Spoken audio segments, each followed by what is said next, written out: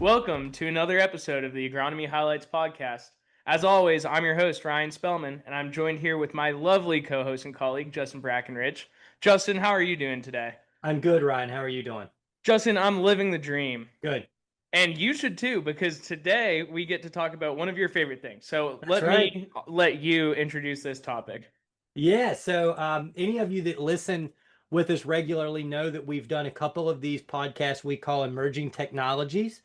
And so, this is when we take an opportunity to visit with our specialists and our resources that we have at the university to talk about the research that they're conducting on farm, in laboratories, and all of that, and kind of keep the listeners connected to the university. The reason Ryan knows that I'm excited about it today is we're interviewing our forage specialist, Dr. Guojie Wang, and everyone that listens knows how I feel about forages. So I'm looking forward to a really special and fun day that we can all learn something. Yeah, that's right. And I think from an outside perspective here, Dr. Goji is doing some really cool things in the forage world, and he has some really cool ideas. I guess, I don't know if we can call him a newer faculty at this point. He's probably been here for 3 or so years. So he's really in the middle of developing a lot of his programming. So he has some great ideas for how to improve forage technology in Pennsylvania. So we're going to bring him on here today to talk about some of those programs and what he's learning so far. So what do you say, Justin? Yeah, let's get started. All right. Well, Dr. G, why don't you introduce yourself? Well, yeah, my name is Guojie Wang. It's a mouthful, so everybody here in Pennsylvania call me G or Dr. G if I do a good job. And I joined Penn State 2022, almost 3 years ago.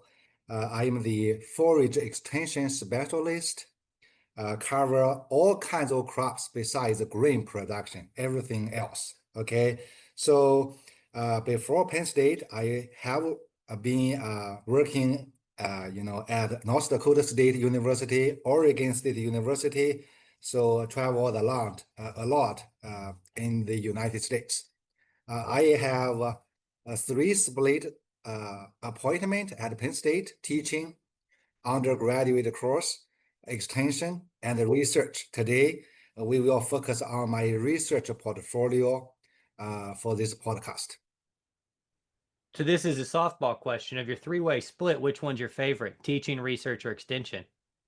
Well, that is a very easy question for me. I love the teaching the most because I'm getting older, but the student population always stay in the same, like 21, 22 years old. So I interact with all the young generations, no matter how old I am. That's the first reason. Second, I really enjoy teaching because it is a manageable accountability. So every other day, I have 45 minutes, so I can prepare accordingly, and I have a very structured lecture modality. So it is achievable, uplifting, and I enjoy it.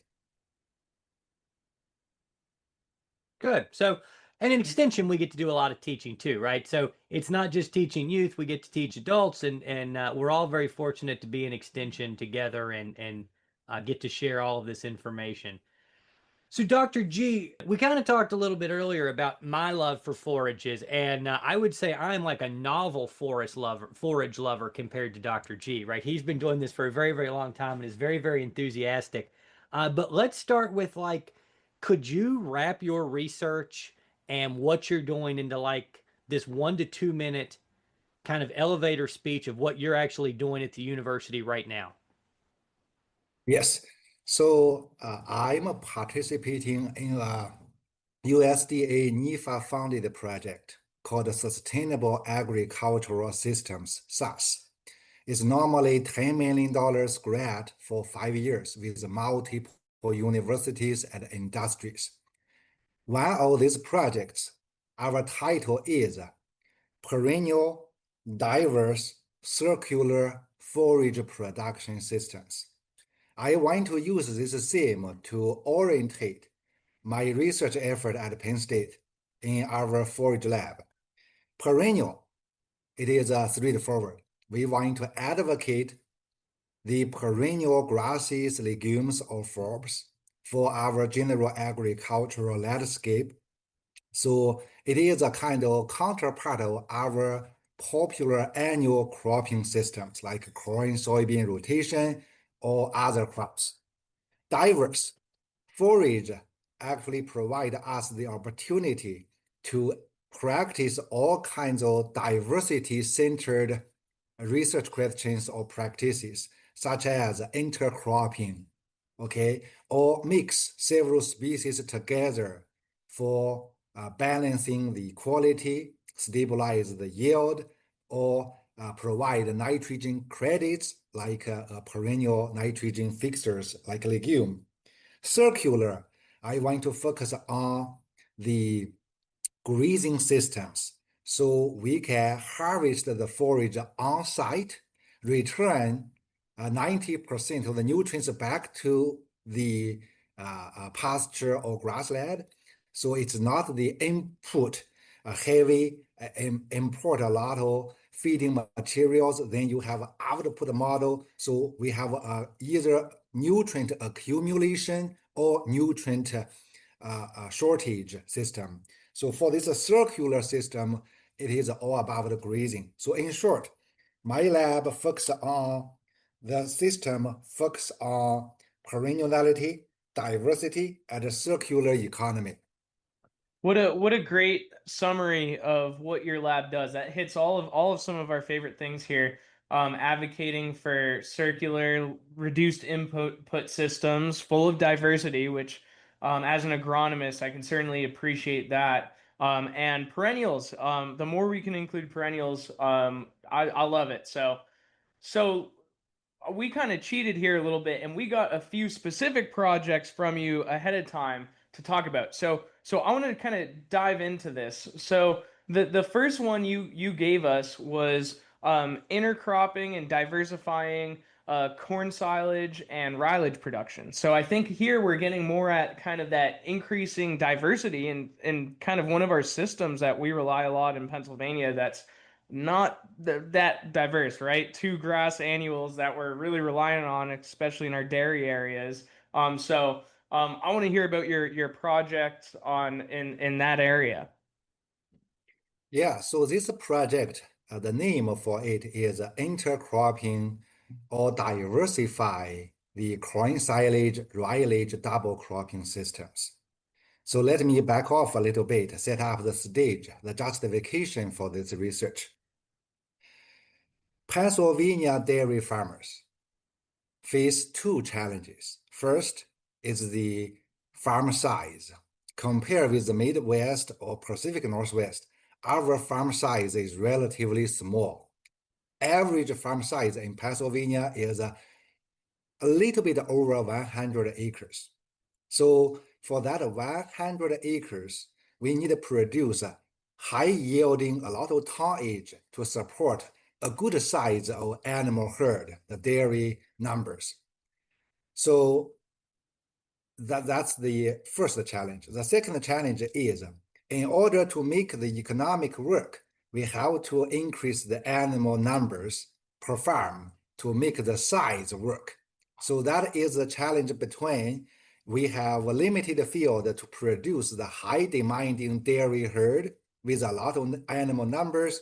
And that means we have to be creative to produce corn silage and use a lot of nutrients from the manure returned to the field. So Pennsylvania dairy farmers are very creative. They created followed by a rye crop as ryelage, so harvest twice, and it is a one-time harvest, one-trip harvest system. So it's very productive and it's very efficient for nutrient uptake. However, this system, if you read it closely, we do not have a real crop rotation. It is a grass followed by a grass, and year after year. That means the same field will have the corn silage every year, will have the rye silage every year. So as a researcher, we foresee some kind of challenges down the road. For example, soil carbon depletion, because we do not have a lot of residues return to the soil surface. And we have soil compaction, and we have some kind of pest like rootworms or slugs problems. So I do not want to decrease the forage yield by advocating just alfalfa or orchard grass or other systems, because that's limited by the acreage the farmers have. So in order to do this kind of system better for the future, I want to diversify the corn, rye double cropping system by 3 phases. First, what if we add white clover or other low-lying species as a permanent living mulch? So we have that permanent cover and growing roots in this cropping system to advocate or absorb all kinds of ecosystem services like soil erosion prevention, nutrient absorption, and other whole set of environmental benefits. What if we intercrop soybean in the corn silage production phase? So imagine you have 5 rows of corn with 1 row of forage soybean. So that forage soybean will balance out with the corn for nutrient imbalance or the crude protein needs for the silage making process. What if we intercrop sorghum with corn? Let's see, 3 rows of corn with 1 row of sorghum. That is just a number we will study. Okay, so what is the right proportion for this kind of intercropping? The brief justification to include sorghum is drought tolerant, cheaper seeds, and less nitrogen needed. So if we have the delayed seeding or any circumstances, the corn silage is not very popular or not very productive anymore, we can use this sorghum as a surrogate. Also, maybe it is other benefits like wildlife deterrence. So the deer will have a hard time to get into the corn silage field and have a buffet there all the time, even though the buffet only 1 species there, but good food. So what if we can add more species to the rye phase? So we can mix rye with winter wheat, triticale, or annual ryegrass to provide our flexibility to harvest those kind of species together to balance the yield and the quality. If we have a very wet spring or very loaded nutrients level. For example, annual ryegrass can uptake a lot of nitrogen compared with other species. So in short, every phase of this corn silage, ryelage, we can advocate for the perenniality, the diversity, and also return the nutrients from the manure pit to welcome the circularity of the economy. So I want to pick up on one thing there, and I'm going to say first is I like how we're splitting this into phases. So as someone that's trying to process all this, it makes it much easier for me to understand. But still, what we're running into, or what I'm thinking, I guess this is maybe we're still adding a lot of grass species into this, right? We talked a little bit about the soybeans going into it, but the biggest concern, and if we like kind of distill this down to what are we trying to solve, it was adding other species and other things into this mix. Sorghum, still a grass, right? We talked about wheat, we talked about annual rye, right? So is there any opportunity outside of just interseeding the soybeans to get away from this kind of grass heavy type system? Great question. So in the rye phase, we actually tried winter pea, canola, or other annual clovers like Berseem clover, crimson clover. So that's another level of the forbs into this kind of rotation. Hopefully can break the grass-grass continuity. By seeing that, that's all about functional group diversity. We have grasses, we have legumes, we have the forbs. I also want to advocate for species or genetic diversity, even though it is a corn, rye, grass to grass, but still rye is different from the corn. Also, the sorghum will be different from the corn. We all know that a corn root cutworm will not use the sorghum root as their food source.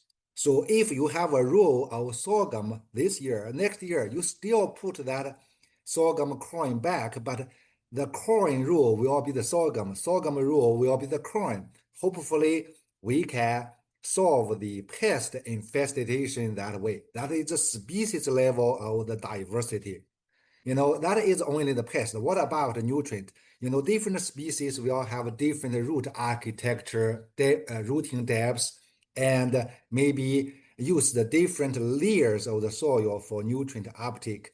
So not only the functional diversity matters, I think here species diversity also matters.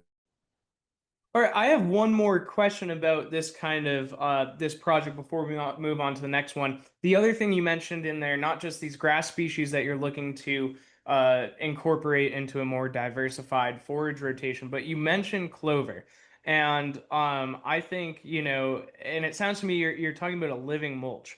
So I don't know if you can give us some early clues to why specifically you're thinking clover, and how some of these forage species might do in competition, right, with a mulch of clover. I know that's oftentimes a concern when we start talking about mulches is like, am I going to see reduced yield because there's something competing with my main crop? And maybe that's kind of part of the system, but I want to hear it from you, why specifically you're looking at clover for that system.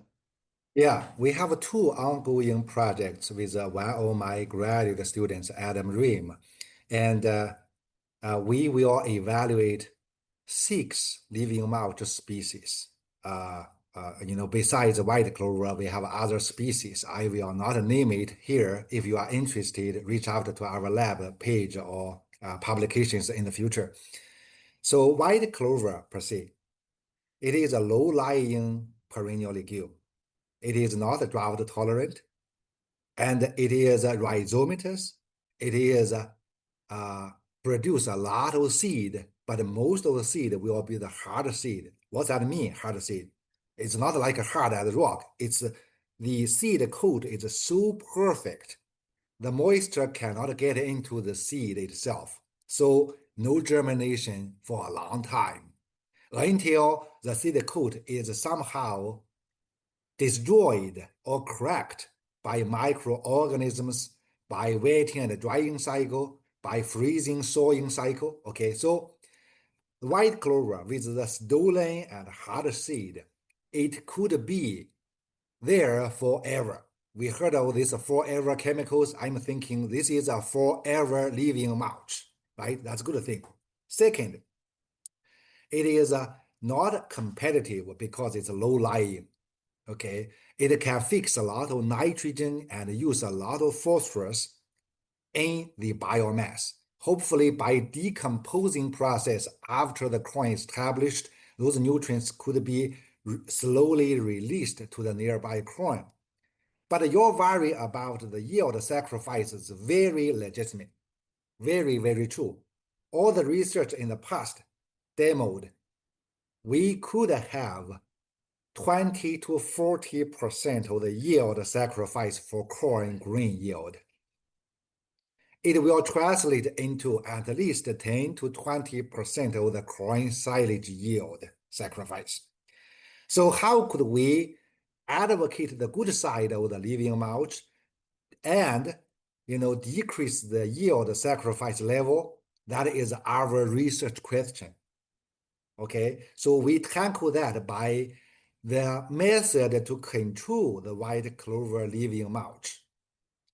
We can apply glyphosate for the corn seeding row, 6 inches wide, 12 inches wide. So we still want to advocate or use the living mulch environmental quality good stuff, but also decrease its competitiveness for the corn silage to lower the corn silage yield sacrifice.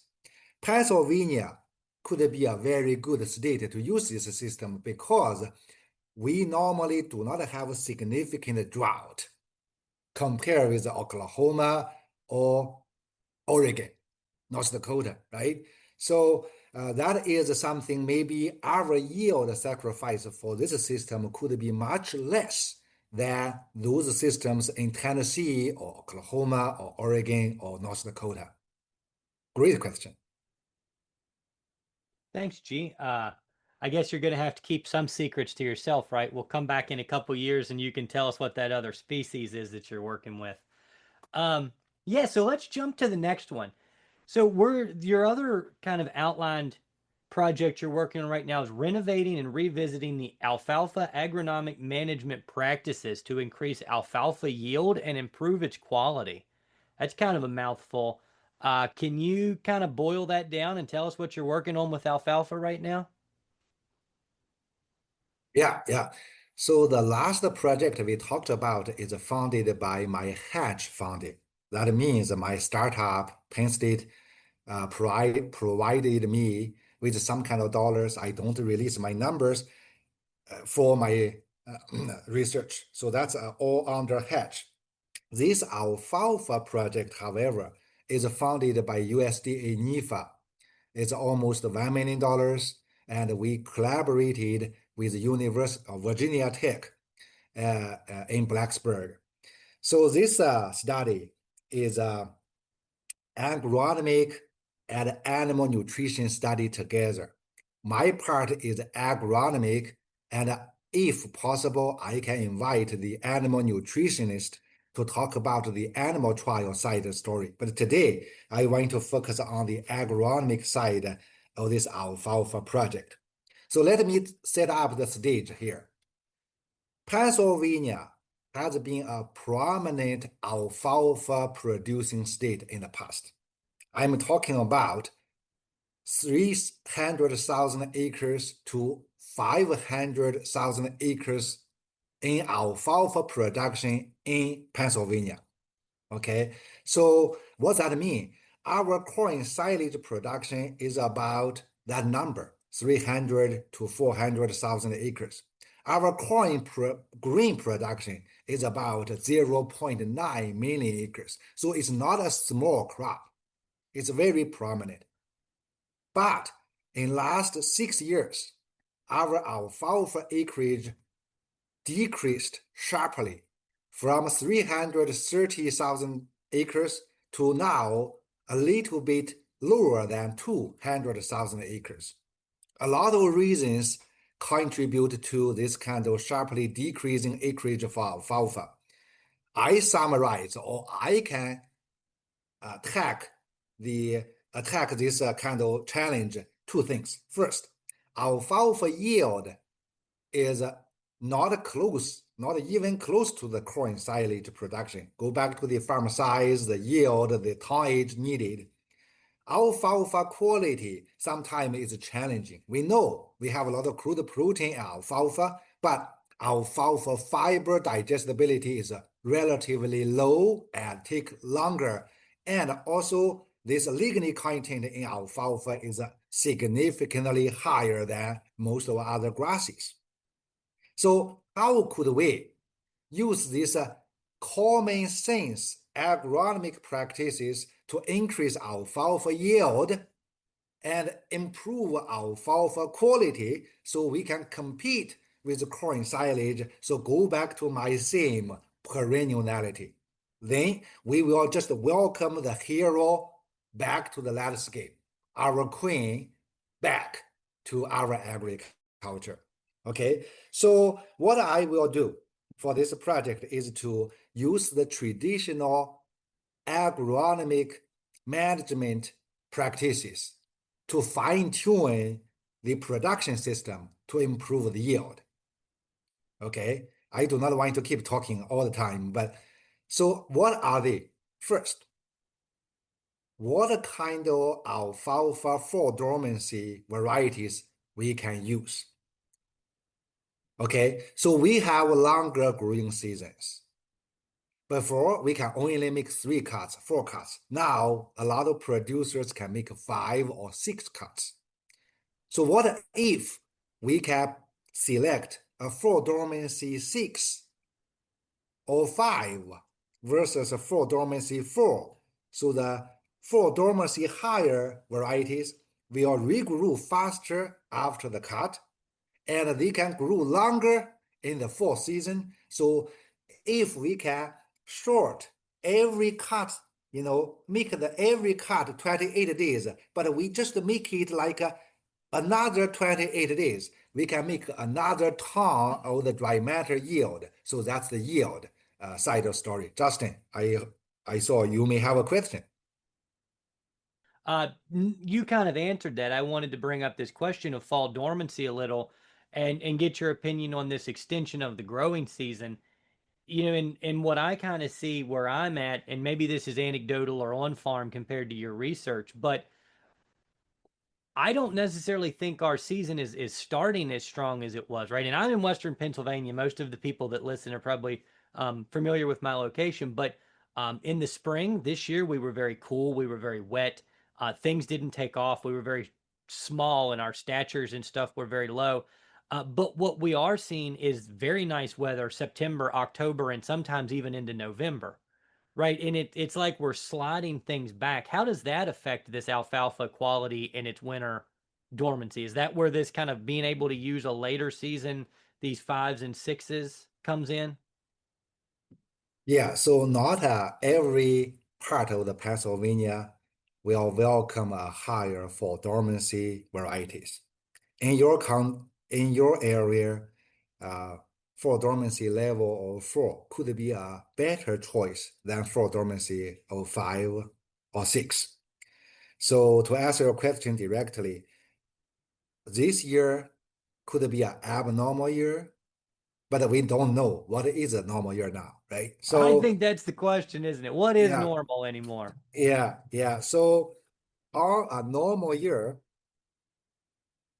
our growing season is longer for sure, based on the growing degree days, based on the temperature above 30 to 40 degrees, or the first killing frost, or the last killing frost, in the spring or fall. Our growing season is lengthened about 13 days in last 2 decades. Okay, so that's the trend. No matter it is caused by climate change or weather variability or long-term weather pattern. So that's the thing. If we go back to the diversity idea, what if we mix alfalfa varieties with the fall dormancy 5 and 4 together, half and half? So now you have the flexibility to avoid winter kill, or we have the flexibility if the weather permits, we have one more cut. So again, this is not even the species level diversity, it is the genetic level of the diversity. And so that is a part of my research. I mix all kinds of alfalfa fall dormancies together to see what is the good blend. And to tell you the truth, right now the alfalfa industry already blend all kinds of alfalfas together.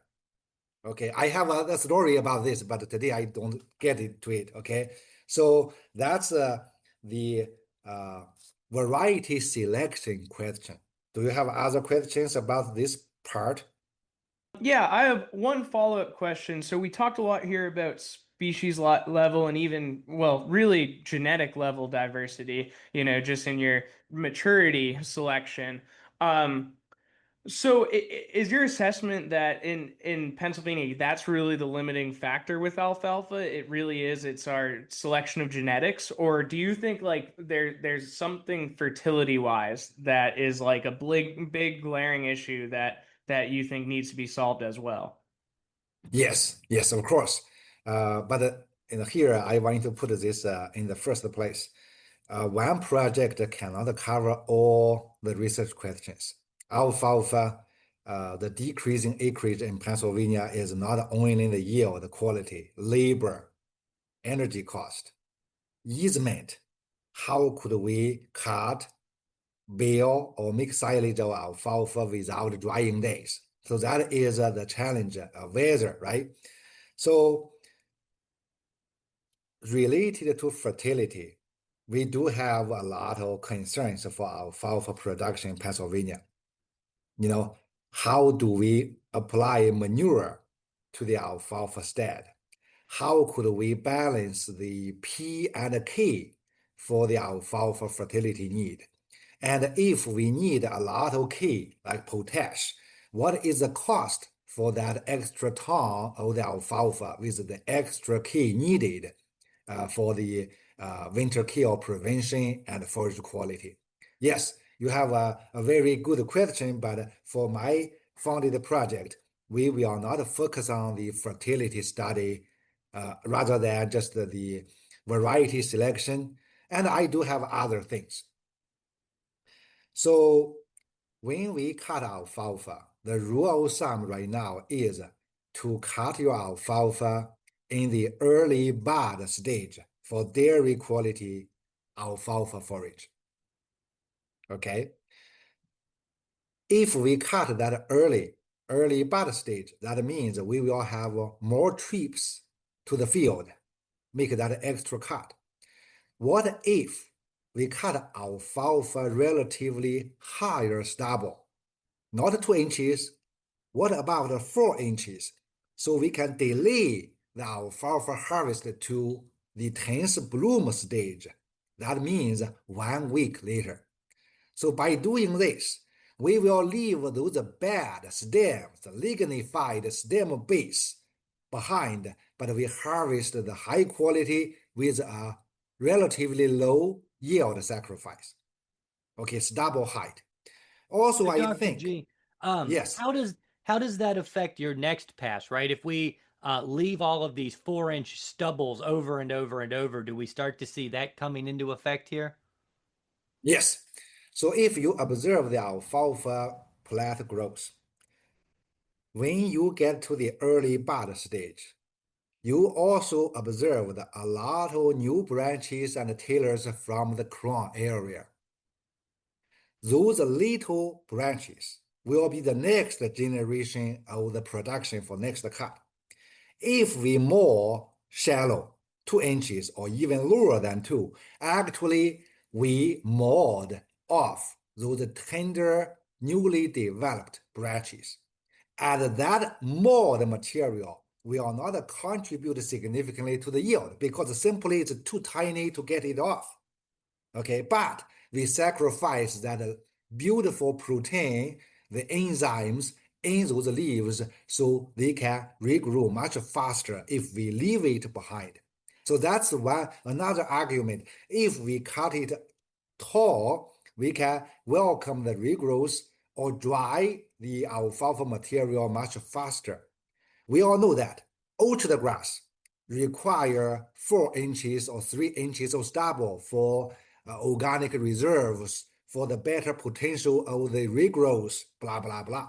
But normally, we do not recommend alfalfa with a high stubble height because most organic reserves will be in the tap root below ground. Okay, so this is not about organic reserves. It is about the new cohort of the branches tailors development. So not a lot of people want to try this, and I'm risky enough, take the risk, and I want to try this. Of course, we have some kind of technological challenges. What if alfalfa is lodged?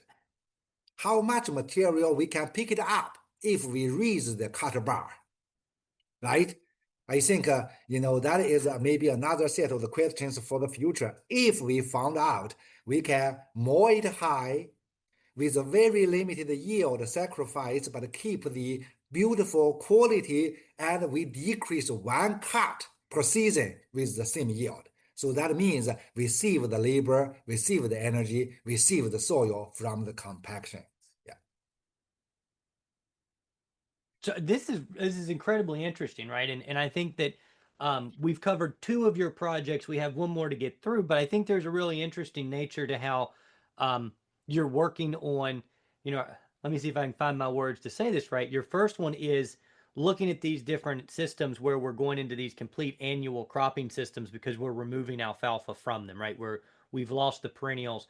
Your second project is we're looking back at perennials and how to improve their management and how to improve yield quality and things like that so that we can insert them back into some of these annual systems.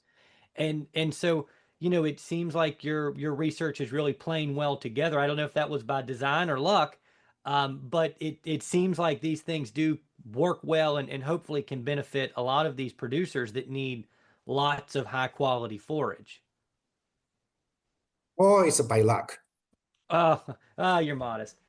Mm. So the last one you've got is your project on tall fescue, and this is one that's very interesting to me. We've talked about this around Pennsylvania. We've done some trainings. We've been involved. Tall fescue, very predominant base in a lot of our pastures and hay systems in this state. Very popular, very common. You could probably tell us everything we need to know, right? We could probably do a 45-minute podcast on just the history of tall fescue in Pennsylvania. But what is your research looking at specifically with tall fescue in Pennsylvania? This research is not a cutting edge research. It is about science to practice. We know something. We want to further our knowledge. Also, we want to demo and we want to extend what we know or what we will know to the producers for next 2 decades. So it is a kind of proactive move for any climate weather patterns. We may have periodical drought.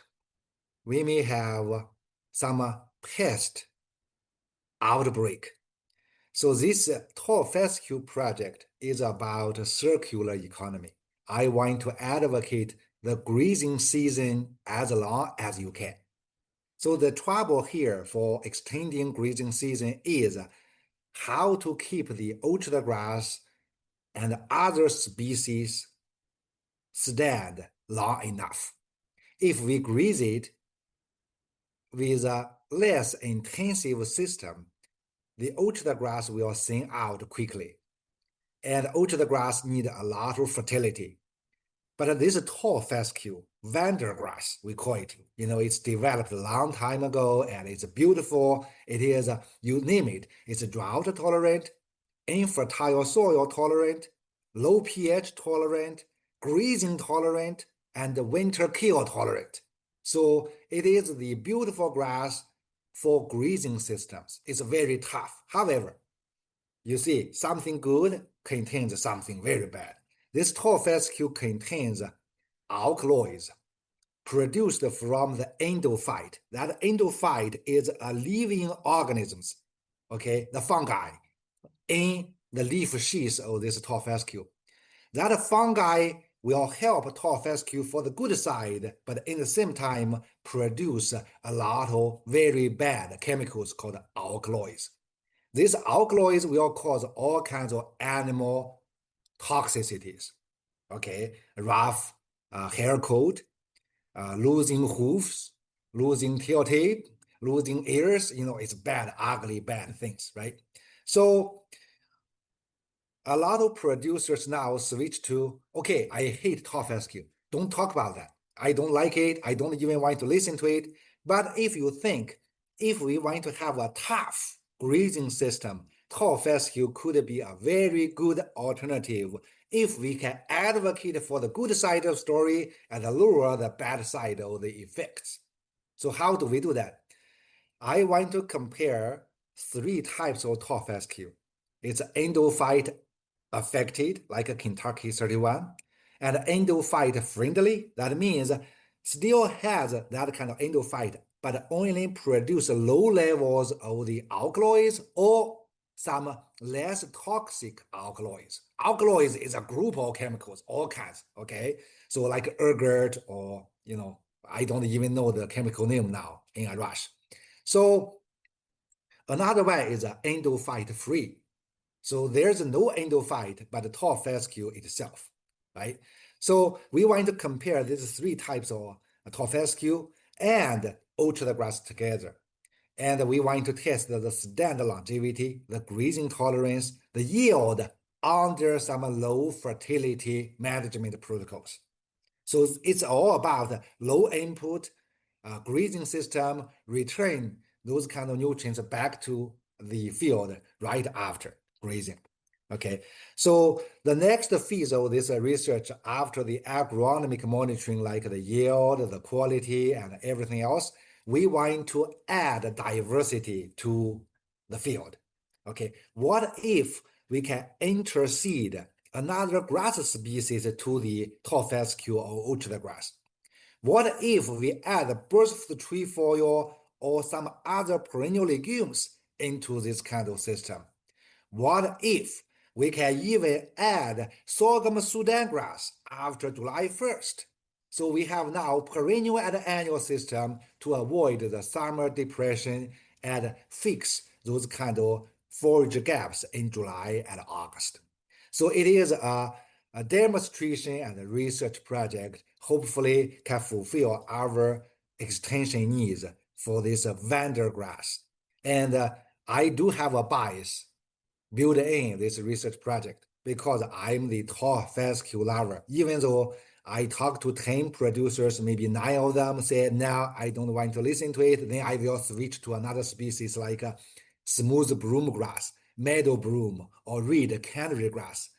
Of course, I can please the producers, but I do have an inert belief for this tall fescue be part of the grazing systems in Pennsylvania, especially 20 years later, because the hotter and longer and drier situations.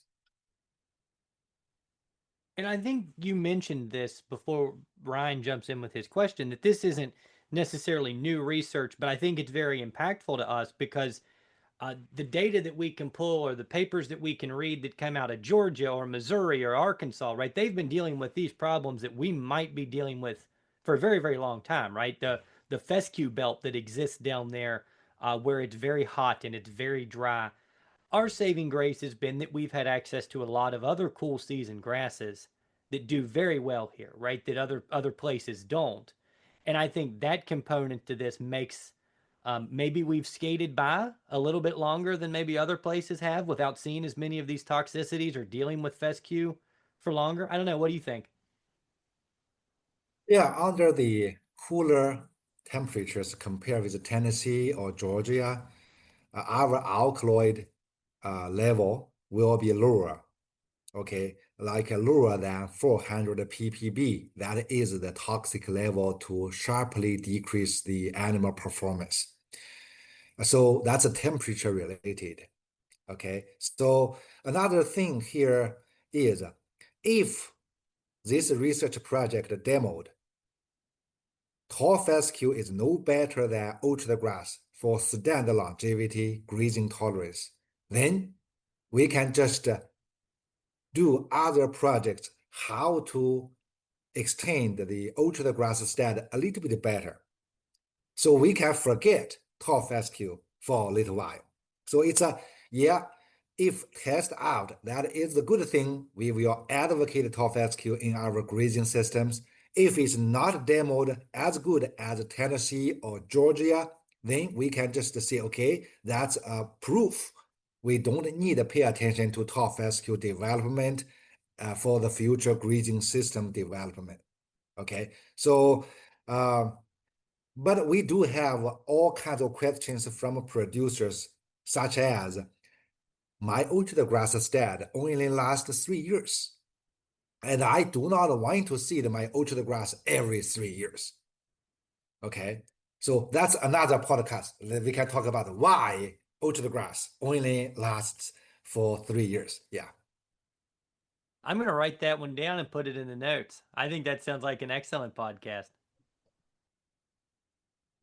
Yeah, that's something that I'll strap in and learn a lot in one show. I think any one of these projects we can really make into a whole podcast. So, I'm thinking in this tall fescue project, in my my background, I think maybe a little bit more about the endovite here, being a fungal fanatic. And so I want to know for those farmers that you mentioned, like 9 out of 10 won't touch fescue, right? But you think there's some real potential here.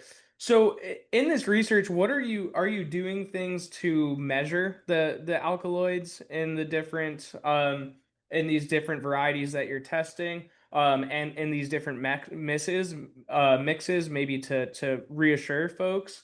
And I'm also curious, uh, have you seen that these endophyte free varieties actually perform like the ones with the endophyte in them, right? Like that's usually the argument against them, right?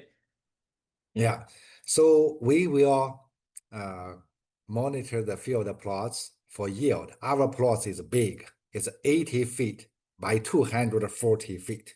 Okay, it's almost a half acre plot. So it's big enough to do a lot of good things. So we will monitor the plot for yield for sure. And we will collect a forage sample, send it to Kentucky or Georgia for alkaloid concentration test, also the alkaloid speciation. So that means the lab will tell us what kind of alkaloids in it with what kind of concentration. So that is the big part for the spending. We will spend a lot of money on the lab analysis about alkaloids levels and species. Okay. So the second part of the question you have, right, is now I forget. Well, I was just wondering, like, in the early parts of this research, have you noticed a difference in the endophyte free varieties? Are they actually less, less robust than their endophyte counterparts? Yeah. So this is a very interesting question. I can give you some anecdotal experience.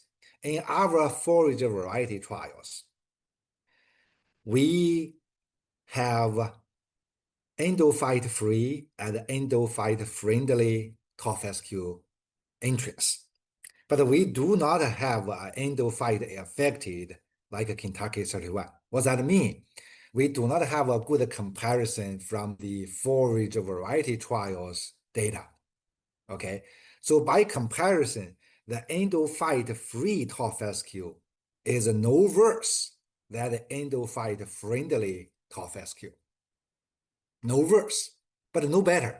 Okay, it's just sometime you will observe some kind of stat thinning or lower yield if accidentally we did not put a lot of nitrogen fertilizers to these plots.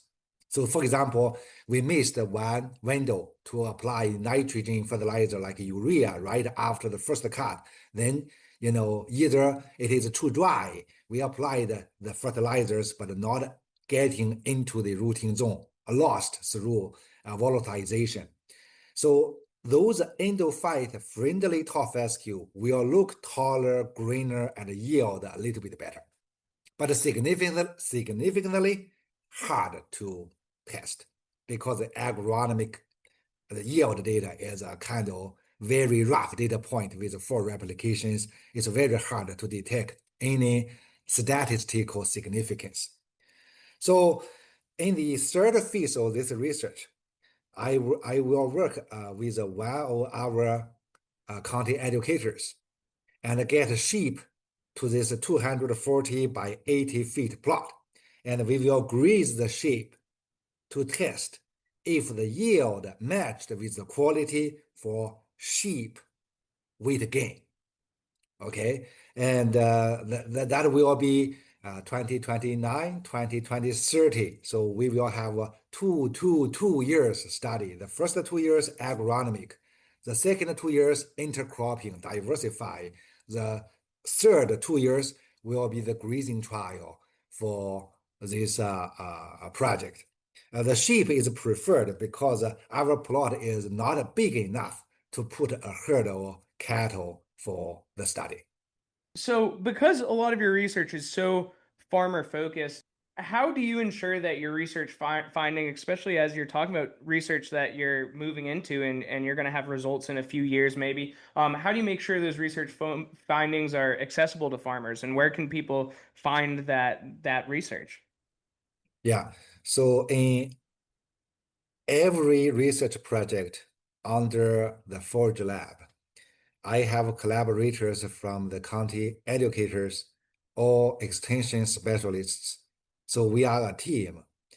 From the brainstorming of the ideas to the summarization of the results into a publishable journal articles, every step we get involved with extension effort. Okay, so uh, we actually do the field trips, field demos without knowing the real results. So the producers, the stakeholders will experience the same thing as a researcher.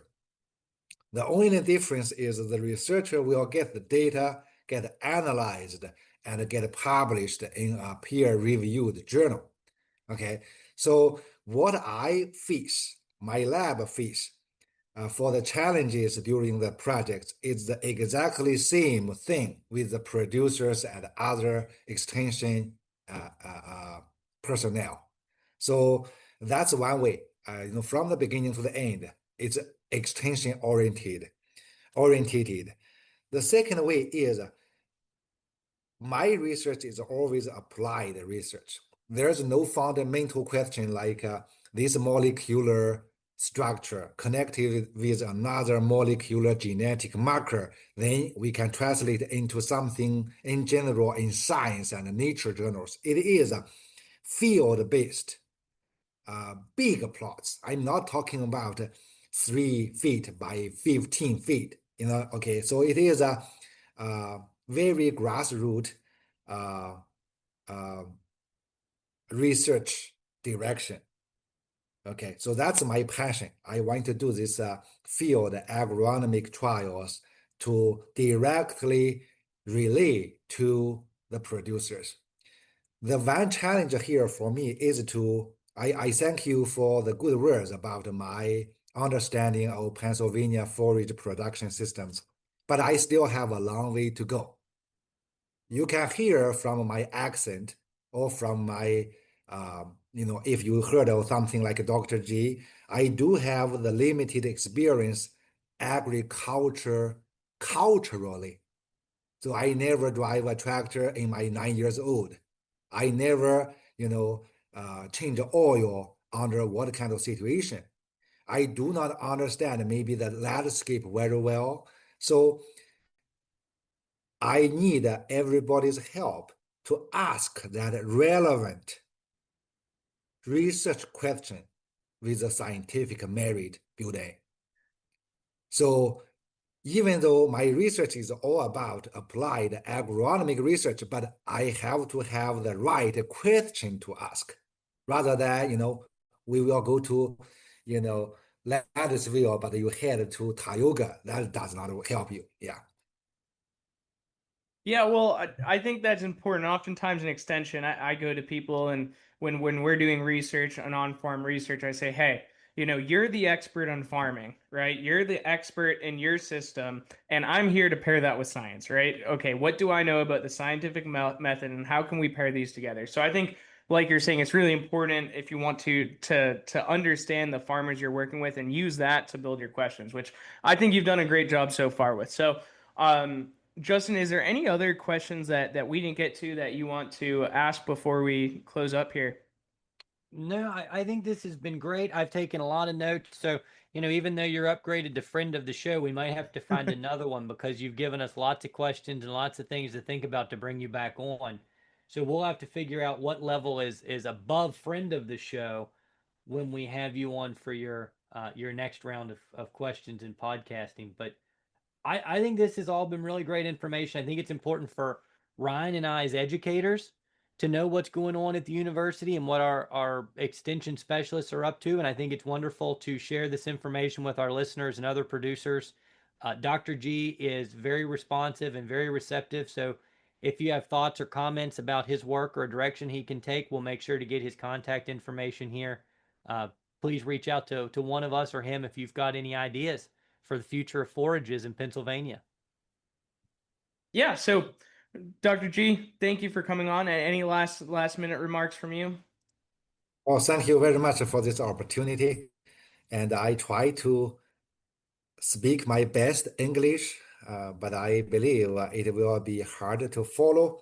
But if you did not get anything you understand, you even stayed in this podcast this long to the end, I want you to remember 3 words here. Whenever you can, use perennials. Whenever you can, diversify that perennials. Whenever you can, graze that diverse perennials as long as you can. If you can graze it in Christmas, that's even better. Thank you very much, and please reach out to me with any questions. And I plan to visit a lot of farms this summer. And if I reach out to you, one of the listeners, I may bring you a dozen of donuts, but you have to provide me a cup of coffee. That's the deal. Yeah, thank you very much. All right, there you go. Be careful, because I'm sure they'll take you up on that. So, thank you. What a way to end that show. Perennials, diversify, graze when you can, and I think the future is really bright for forages in Pennsylvania. So, G, thanks again for coming on. For our listeners, thank you for sticking with us, and we'll see you on the next episode of the Agronomy Highlights podcast.